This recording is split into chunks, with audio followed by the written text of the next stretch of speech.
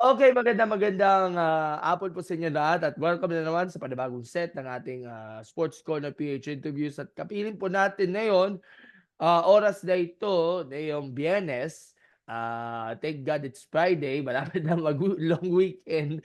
Pero sa next weekend pala yun, long weekend lang po yun.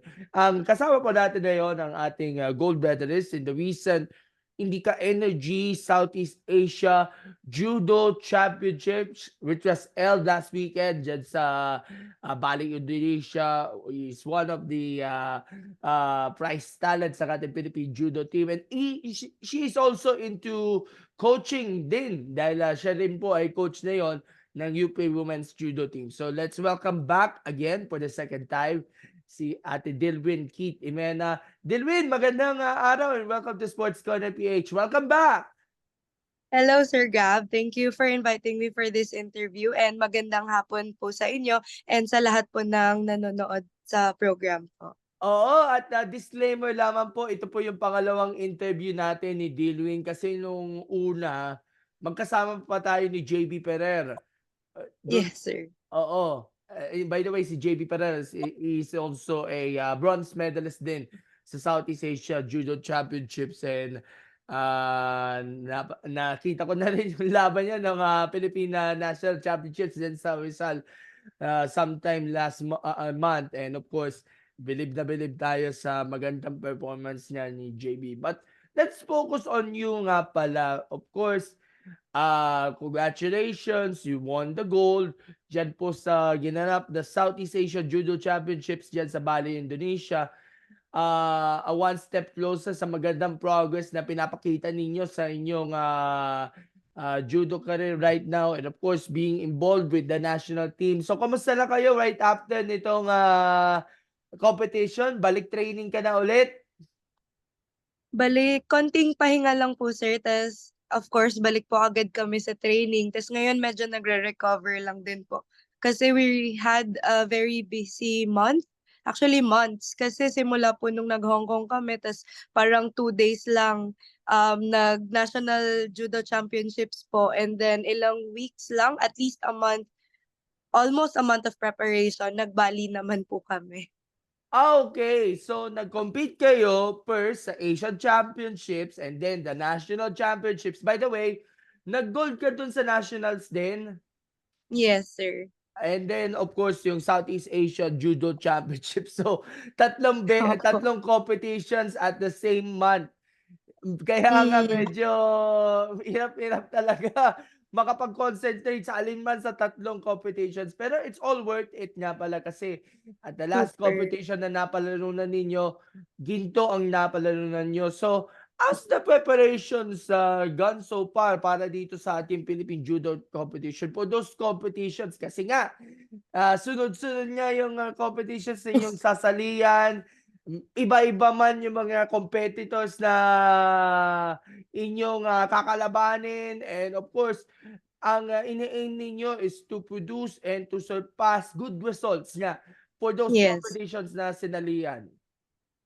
Um, Actually, sir, yun nga din, simula po SEA Games last year nung sa Cambodia pa lang po, halos wala na din po kaming pahinga kasi po after SEA Games magpe-prepare ka na naman for Asian Games and then Asian Games merong, Philippine National Games tapos yun tuloy-tuloy na po yun hanggang nag-Bali.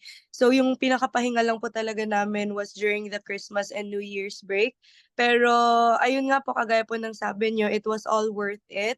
Tsaka every time po na nagte-training kami wala naman pong training na parang, eto medyo relax tayo dito kasi eto lang yung level ng competition, hindi gano'n. So every training day po, tini-treat po namin yun na may pinaghahandaan kaming super yung malaking laban po talaga. So all intensity naman po, parehas lang and ayun nga po kagaya ng sabi niyo nagbunga naman. May mga hindi lang talaga din uwi ng, inaasam nilang mga medals pero lahat naman po ng performance at their best naman and siyempre po pati ibang bansa naghahanda din naman at malalakas po yung mga kalaro. Okay, Dilwin, kasi alam ko yung mga athletes ninyo wala talagang holiday break, well, except nga sa Pasko saka Bagong Taon kung saan Yes. kapiling ninyo yung inyong mga pamilya, ano po mahal sa buhay. Lalo na ikaw, meron kang pamilya na iniwan mo diyan sa Iligan, pero Yes, sir. very supportive nga sila sa mga whereabouts and of course yung achievements na nagawa ninyo sa campaign ninyo. Saan mo ba talaga na of course, tuloy-tuloy nga ang training, walang pahinga to keep them in condition para maging prepared nga sa laban and of course binabantayan mo rin yung weight, yung Yes, sir. pagtulog, yung, pagkain siyempre and conditioning. Ang dami, Opo.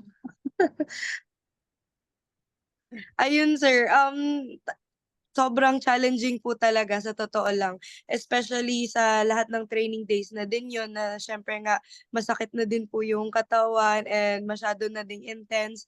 Hindi din po natin maiwasan magka-injury and ayun, since naman last year may mga iniinda po tayong injury, may mga mina-manage po tayo na injury but, thanks to the services, provided by the Philippine Sports Commission, especially po dito sa medical science unit natin for the athletes, sobrang inaalagaan naman po kami. And ayun nga po, training as an elite athlete, yun nga sabi nila, even with injuries, you always find a way na makapag-training kahit papano. Kasi sabi nga ng mga coaches namin, kahit ma-injure ka man sa upper body, meron ka pang lower body na pwede mo ding i-develop or kung ma-injure ka sa lower body, may upper body. So, ayun nga po, sa lahat ng bagay, may mga pwede pa din tayong gawin, even if it's not in judo training. Pero sa weight, nga pala, at least Yes. binabantayan niyo mismo yung, weight ninyo, right before itong, competition na sinasalihan. Kaya nga iniiwasan mo muna yung pagkain ng mga matatamis, siyempre. Yes. Opo, yun po yung una kong kinain, yung mga kini-crave ko pagkatapos po ng weigh-ins, kumain talaga ako ng mga kinrave ko kasi simula pa lang Hong Kong medyo nagme-maintain na ako ng weight tapos ayun hanggang dito sa Bali. So ngayon naman po nagre-recover lang po pati sa pagkain pero, balik na naman po sa pagbantay ng timbang po, Sir Gab. And of course, yung psychological side, wag natin kakalimutan. Of course, Yeah. yung mental health natin kinakailangan para sa mga athletes natin. Especially, may mga times na nape-pressure ka, nasa-struggle ka sa training, nahihirapan ka sa mga challenges o sa mga bigay na advices ng inyong mga coaches ninyo na sundin niyo yung mga utos ninyo. Yes. Yung paano mo tinugon yung sa mental side naman? Sa mental side po kasi, since po kasi college na-introduce na kami sa sports psychology training. So, na simula pa lang dun meron na kaming konting skills on how to mentally prepare for a tournament or even during trainings. Pero ayun nga po since nagtatrabaho na tayo tapos nagte-training, tapos may iba pa po tayong programs ng PJF na tumutulong tayo, medyo nagpapatong-patong.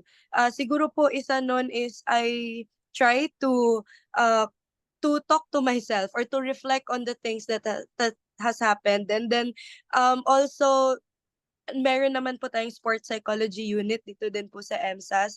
So, minsan po nagse-set din po ako ng appointment kasi yun nga po, I also believe na yung mental, skills natin or mental health natin, it's as important as our physical health. And siyempre mabigat na din yung training, minsan may disappointments ka, may frustrations, may struggles.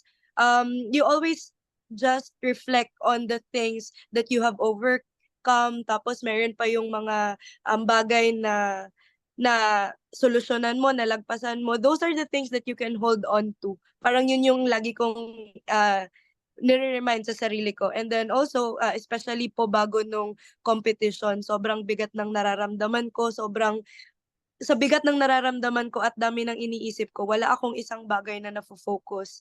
So, I opened up to my coaches and also my former coach and thankfully naman po, medyo since kilala na din nila ako at yung laro ko, napaliwanagan naman po nila ako and medyo umopen na yung utak ko and medyo um, maintain naman po ako ng optimal state during the tournament.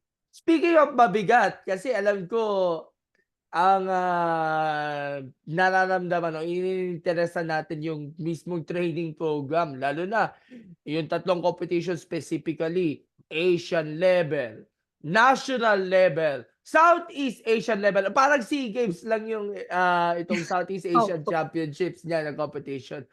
Masasabi niyo, parang siguro upgrade ito itong matinding competition level upang makasabay ka sa mga techniques ng mga makakalaban ninyo and of course magkaroon ka ng, magandang resulta especially yung takedowns, yung ippons na, napanalunan mo. Siguro po ano, since yun nga po sinabi ko naman na same lang po yung intensity ng training, pero siguro po yung, maganda lang po na nangyari sa'min, Sir Gab, is simula po kasi last year bumibisita na po kami sa iba-ibang universities.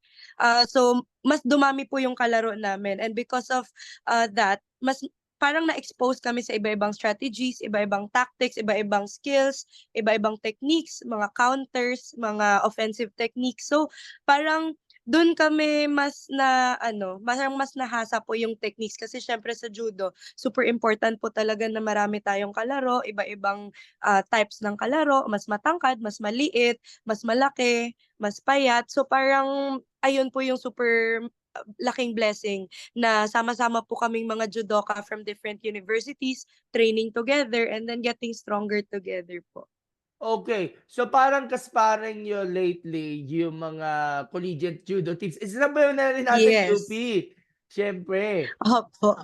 Yun yung UP and then Ateneo, also the UST Juniors, UST Men's and then, nakaka-train din namin lalo na din yung UE. So yun po yung mga iniikot namin lately po. Ay nung o since last year po pala. Okay, so competition season na po tayo. Unahin natin yung Asian Championships diyan sa Hong Kong kung saan nakasama niyo rin yung iba pa mga elite members sa national team. Of course, ang ating mga PhilJap, si Kyomi Yes na po. papunta na ng Paris Olympics hopefully.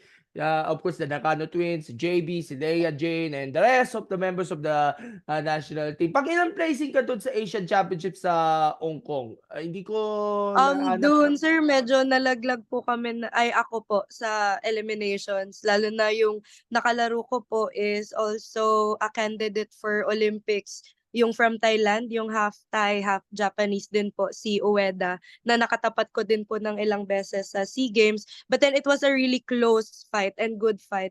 Ayun, naging kaibigan din po natin si Ueda and, hopefully po eventually mas mapaghandaan pa po and, ayun mas umangat pa po yung placement natin sa mga Asian level championships po.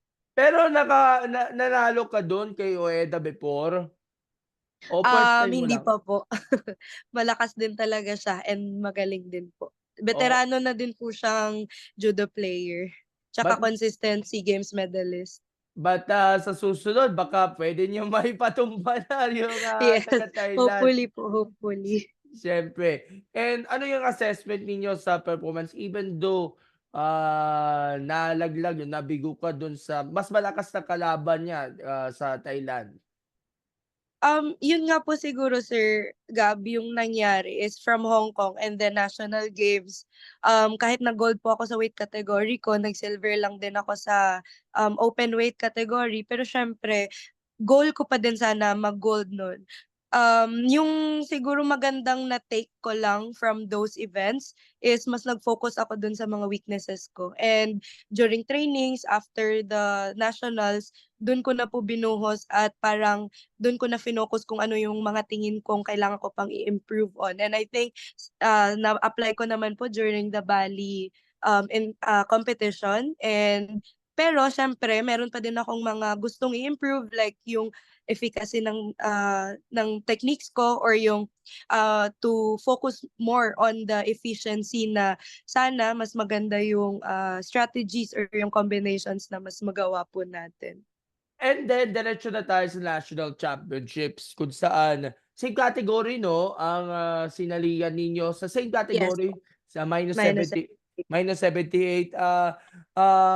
Your thoughts nga pala dito sa pagkapanalo ng ginto sa national championship. Kasi ito yung pagbabalik nga ng national championship sa Philippine Judo Yes. Federation after a long time. So ikaw yung parang inaugural champion ng 78 kilogram category sa pagbabalik Ayun, nito. actually kasi Sir Gab, yung national championships kasi na 'to, sa weight category ko, dalawa lang din kami ni Max ang nag-entry.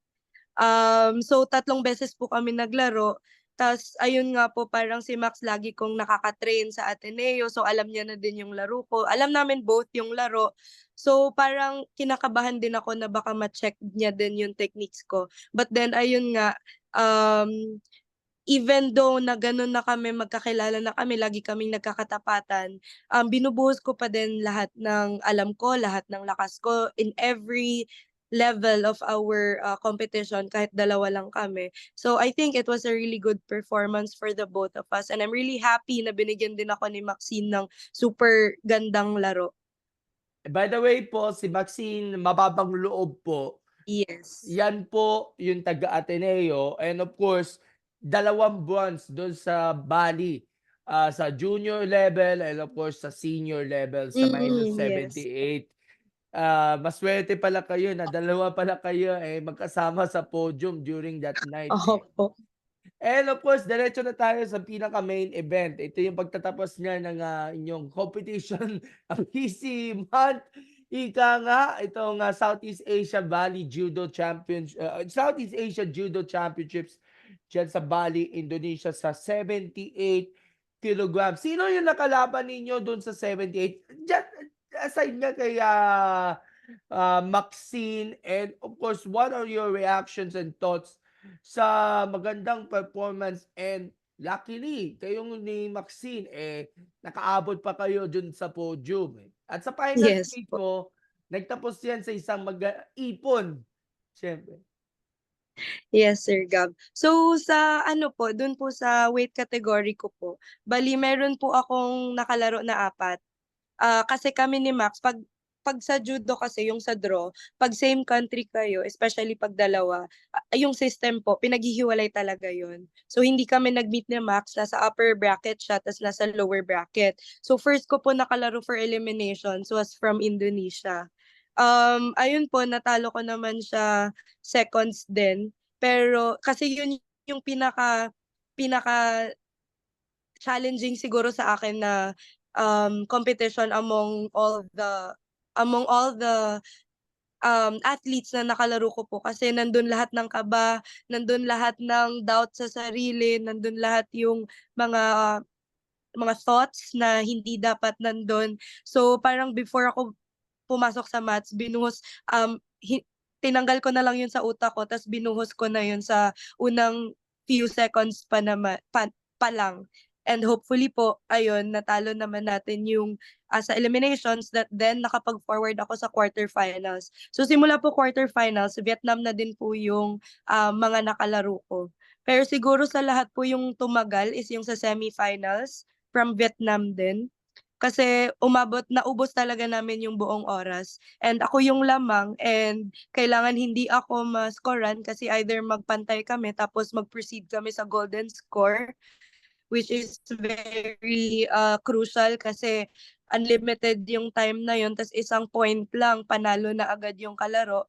Tapos yung last naman, ayun hindi din namin naubos yung time and na-overturn naman po yung initial call ng referee from Wasari to Ipon po.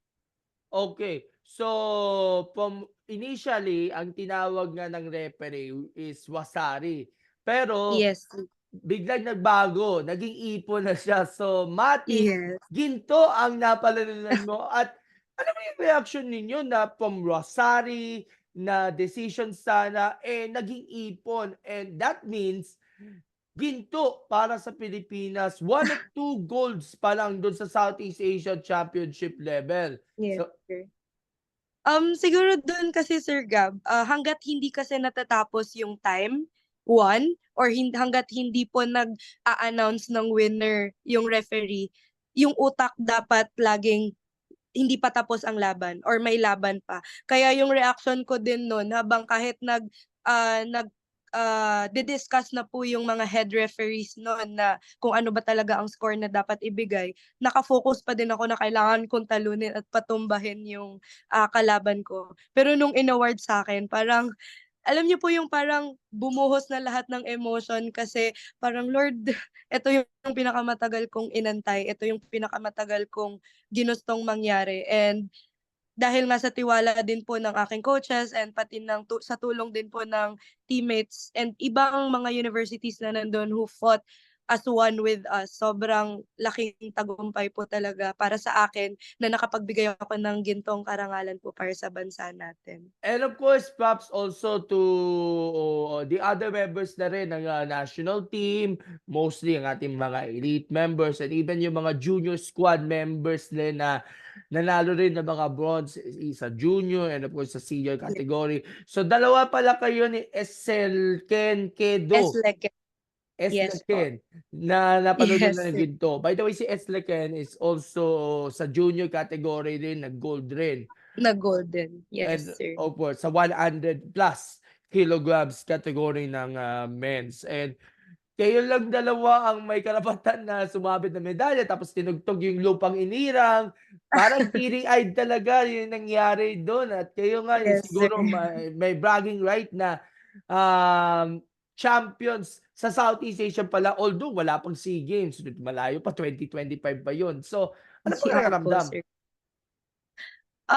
Siyempre sir parang overwhelming na kakantahin ng lahat ng Pilipino sa stadium, pati lahat maririnig ng lahat ng, audience po yung ano natin, yung national anthem. And siyempre ikaw parang super proud ka na nakaangat po among all the flags yung bandila niyo.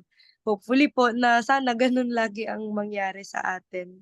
Sayang nga lang hindi ko naabutan yung mismong, awarding ceremony kasi naputol yung live sa YouTube Opo, 'no? parang dami nga pong nagsabi, Sir Gab, na pinutol daw talaga yung live kaya hindi na nila napanood. Oo nga, eh, at, maka-witness man lang sana itong, awarding na yun. Pero Yes, anyway, sir. it's okay. Alam mo naman siguro maraming, naiambag na mga medalya yung ating, Philippine judo team during that time may competition.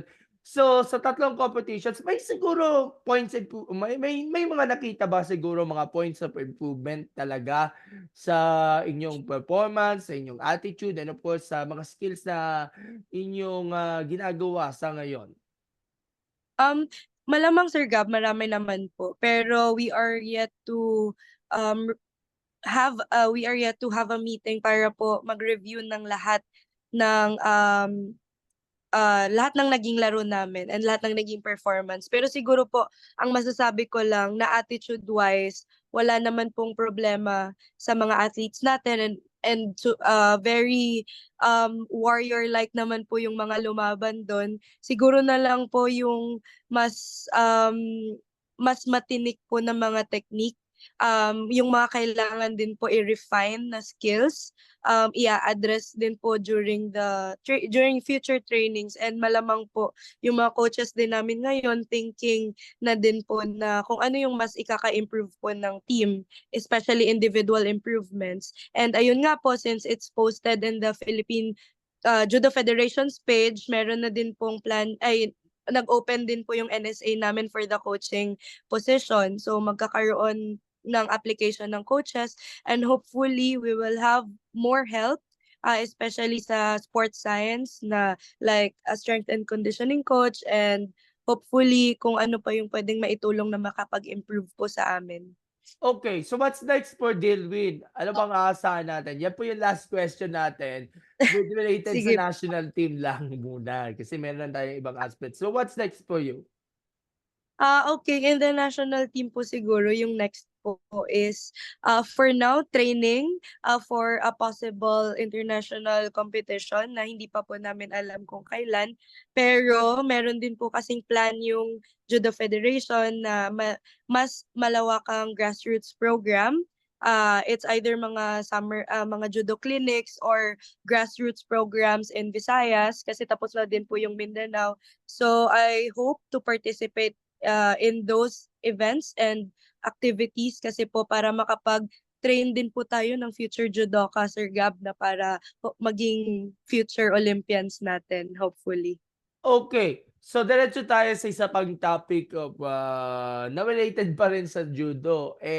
Currently, you're also a head coach now ng UP Women's Judo Team, no? So, Ay, parang it's correction po, sir. Ano lang po, part of the coaching staff, so sir. assistant coach pala Yes. ng UP Yes. Women's Judo Team. And, Yes, sir. kailan ka na-appoint na Siguro po nung February yung talagang nag-start ako. End of Feb, yung pagbalik po namin from the Mindanao Judo Caravan. Pero late last year, after UAAP, medyo nag-uusap-usap na po kami at inaas, pero hindi din po ako decided nun kasi hindi ko pa din po alam kung ano yung mga gagawin namin nun sa judo team, national judo team. And then eventually, after a moment of reflection, parang I took the chance and the opportunity na mag-explore naman po ng ibang aspect ng judo career ko. and of course, it's part of the giving back na rin kasi Yes, diyan yes. ka nag-umpisa sa UP, diyan mo minulat na maraming taon sa collegiate judo, diyan ka napapanalunan ng mga medalya sa UAP, and then Yes. nakakapanibago dahil from being part of the women's judo team, and ngayon assistant coach ka na sa judo team. So, maganda talaga ang naging transition talaga kasi alam natin iskat 'to si, Delwin. Yes, sir. Yun sir, struggle kasi kung paano mo ngayon ihihiwalay yung pagiging ate-ate ka lang sa pagiging coach kasi hindi ko pa din minsan maiwasan na parang tinitreat ko yung iba na junior lang. Um, Aside sa mga athletes na 'to na kailangan kong gabayan. Pero siguro po yung maganda din, Sir Gab, na hindi na gano'n laking adjustment is even though, as a senior ako, nagta-try pa din ako magbigay or mag-share ng advice kung paano ma-improve yung skills or yung laro nila. Siguro na lang po as a coach, mas kailangan ko na lang maging firm at magkaroon ng conviction po dun sa mga shine-share ko sa mga atleta namin mga members namin sa UP Women's Judo Team. And of course, maganda ang resulta talaga ng mga international exposures sa ating women's judo team kasi yung isa pa nating athlete, si Stephanie Petalber, also won the bronze sa Yes. plus 78 kilograms. Tapos si Samantha Galus, pang-pito siya doon sa minus 52 juniors. So, it's Opo, sir. maganda talaga yung magiging progress nila. Come UAP season 87 na UP din ang magiging host sa country kaya asahan natin baka magkaroon tayo ng home court advantage at mauwi nga yung corona pagdating ng season 87. So how's the preparation so far sa UP for this competition, for UAP? Ayun po sir, sa ngayon bumubuo pa lang ay inaayos pa lang din po namin yung composition ng team and sa ngayon din po tuloy-tuloy lang talaga yung training kahit na yung iba nag-compete din sa Bali, yung mga naiwan, continuous naman silang nagte-train. So even though mid-year, magbe-break from school, tuloy-tuloy pa din po yung mga athletes na nagte-training and hopefully to welcome the new members after the announcement of the VAAS awardees or yung varsity program namin sa UP po. And we look forward na maybe one day yung mga ginagabay niyo, mine-mentor niyo dito, magka-medalya man lang sa UAP o di kaya sa Intercollegiate Judo ng PJF or any competitions na sasalihan within this, the remaining months of the year. So Yes. lastly, you're also involved into grassroots. So pumunta ka rin sa Mindanao sometime last February para sa Mindanao Judo Caravan, with the Yes, sir. partnership niya ng Philippine Sports Commission and of course ang ating NSA, Philippine Judo Federation natin. So, what's your take nga pala dito sa recent Mindanao Judo Caravan at marami kang na-discover na mga may potential na Sobra. mag-judo balang araw o maybe makasali sa national team na galing sa Opo. Mindanao. Lalo na ikaw, Mindanao pride ka. Yes, sir. Ayun, opo, nakakatuwa siyempre, sir, na nung nakita namin na tinuturuan po yung mga attendees namin or participants ng program, parang ang bilis po nilang maka-pick up nung mga tinuro. So, paano na lang po kaya if may mga magfo-focus na magturo sa mga 'to, na mag-develop ng skills nila, we would really have a great or a big opportunity or a great chance of winning the championships or the SEA Games po and even Asian Games siguro and even the Olympics hopefully, in the future. Siguro po yung kailangan lang po namin talaga ngayon, for those places that we visited to have coaches. Yun lang po kasi yung paraan talaga para tuloy-tuloy na makapag-judo ang mga participants and sobrang nakakataba po ng puso, Sir Gab, kasi yung mga athletes mismo kahit bago pa matapos po yung event namin or yung visit namin sa area nila, sila na po mismo nagtatanong kung, "Ma'am or coach, saan po kaya ulit kami puwedeng mag-judo? Saan po kami puwedeng, mag-training pa?" So ayun sir, we're just continuously praying and hoping na may mga mapapadala tayo or may maa-assign tayo from PJF affiliated clubs na mga coaches po na puwedeng tumulong sa different provinces. And this is the start of development nga ng, Mindanao Judo kasi unti-unting lumalaki o ume-expand yung mga Mindanao Judo clubs na and Yes. maybe one day magkaroon sila ng parang Mindanao-wide na regional championships para dito sa judo. Actually, Sir Gab, if you would allow me, magkakaroon po ng Kadayawan Judo Championships. I think if it's the right title, pero it's headed by Sir John Ross Aseneta. Tito po ni Carl, yung isang former teammate ko po din sa national team.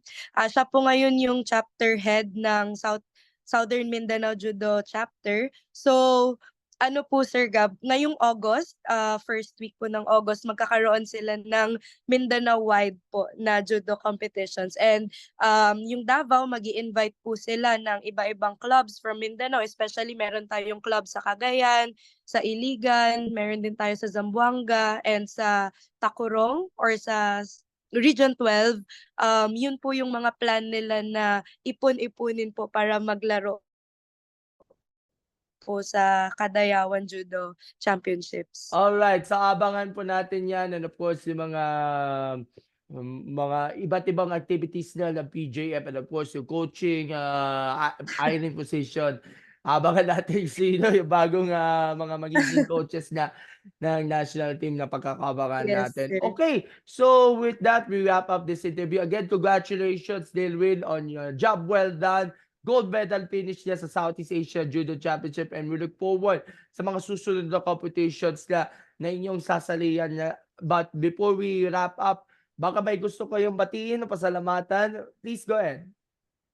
Okay, so hindi man po lahat mababanggit ko pero I would like to thank the coaches of the different universities who's been supporting us. Sa Ateneo, sila Coach Ali, Coach Gilbert, Coach Robert, of course, and also sa UE po si Coach Rod, Coach Dayan, Coach Claudine, UP, Coach Edgar, Coach Sherwin, Coach Edward, and women's team naman si Coach Quinn and his wife po, Coach Ads. And of course, sa UST Junior, sila naman po ni Coach Mike and Coach Russell.